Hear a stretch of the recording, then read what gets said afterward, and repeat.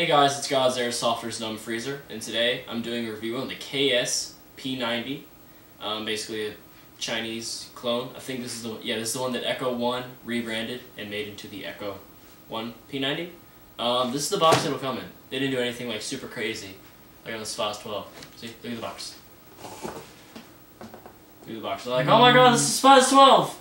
In an infrared vision hallway, holy crap, and it says SPAS 12 on it, oh my gosh. Yeah, nothing like that. This is just plain old brown box. I'll take everything out. Got a manual, trickle charger, 1100 milliamp 9.6 nickel hydrate battery, P90, and a de-jamming rod. Also note, it will come with an orange tip, but we thought it would be nice and cool to keep it real as possible. So, here's the KSP90. Like I said earlier, you have your manual, which is written in... What's the language, Delta 1? Chinglish. Chinglish? Anyway, it has your normal pictures of people and babies shooting dogs.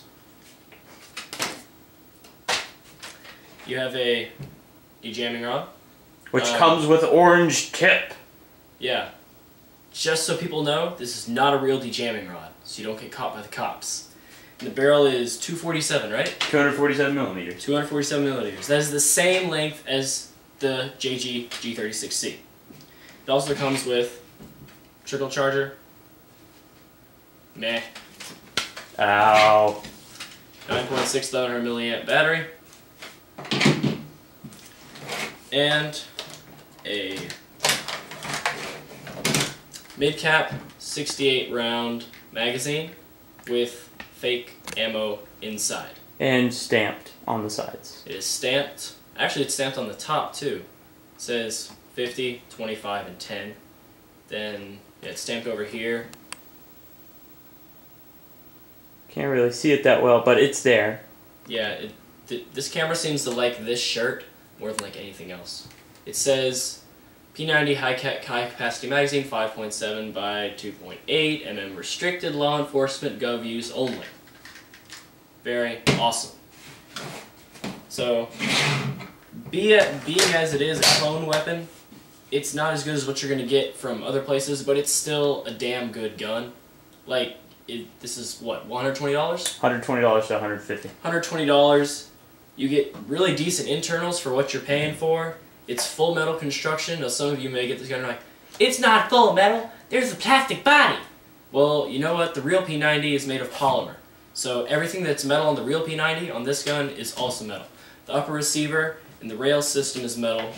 And the tip, what is this? Plastic? That's metal. It's metal, but this is not the one it'll come with. It'll come with an orange tip. And also the charging handle, right here, is also metal. And it also locks back. Yes. Show them how it locks back. Let me zoom in on it. It's locked back. Then just push it forward.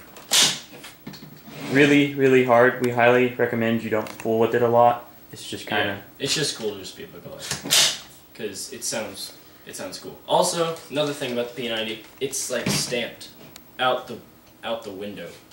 P90 cal 5.7 by 28. It's also stamped, where is it? Here.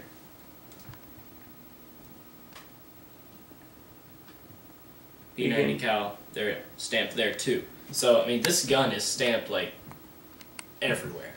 So, for really, only paying 120 bucks, really, really nice. The gun also shoots pretty hard too. 360 to about 380 FPS when we chronoed it. And about 800 rounds per minute on a 9.6 volt battery that it came with. So it's a pretty decent rate of fire for what you pay for. It's a little hot for CQB, but the P90 is real easy to work on, so you can expect to be able to work on it yourself.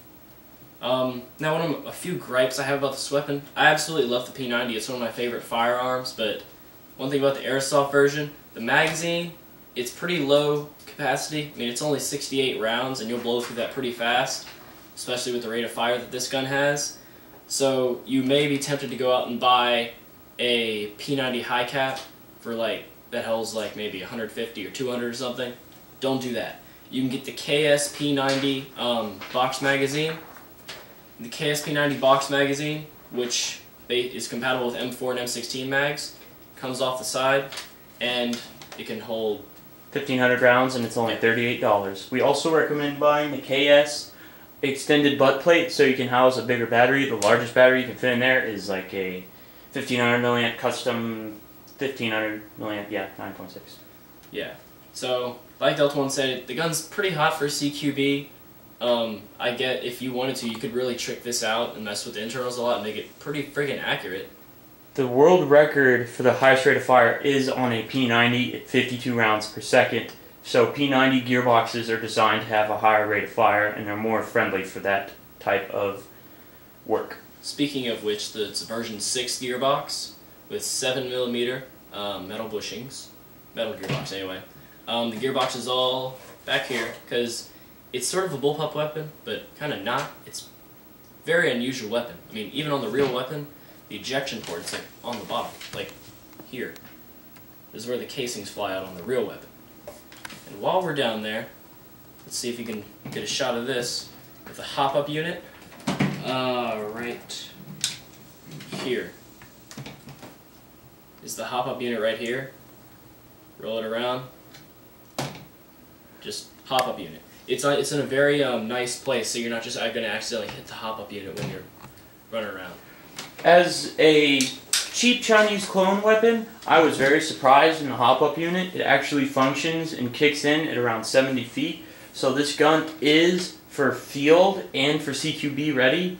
I mean, the groupings were like no more than 4 inches at 50 feet, which kind of sounds a little bad, but like for what you're paying for, that's pretty amazing. That's really, really good. So internals are good. The only cons, which I'm going to let Freezer talk about, are the iron sights. Yeah, the iron sights. I didn't even see the iron sights. Like, seriously. When I first got the gun, I was like, are there iron sights? But yes, there in fact are iron sights. They are here and here. I don't like them. Like, we have a red dot scope. Let me get it real fast. Okay, this red dot we put on there looks pretty cool. So, an overall rating to this gun, out of 1 out of 10, I would have to give it an 8 and 8.75 because of how much it costs, the parts. The only thing I really didn't like about it is the sling mounts are kind of, you know, little weird, but it's really, you don't need a 2-point sling for this. You only need like a 1-point because this thing's, it's so light. Mm-hmm. So, I mean, what you're paying for, it's amazing. I mean, no complaints. I mean, you may have like occasionally, very rarely, you'll have some like trigger issues, but it's very, very, very rare, like I said. It's very comfortable. It's ambidextrous for anyone who's left-handed and right-handed. It's a good weapon.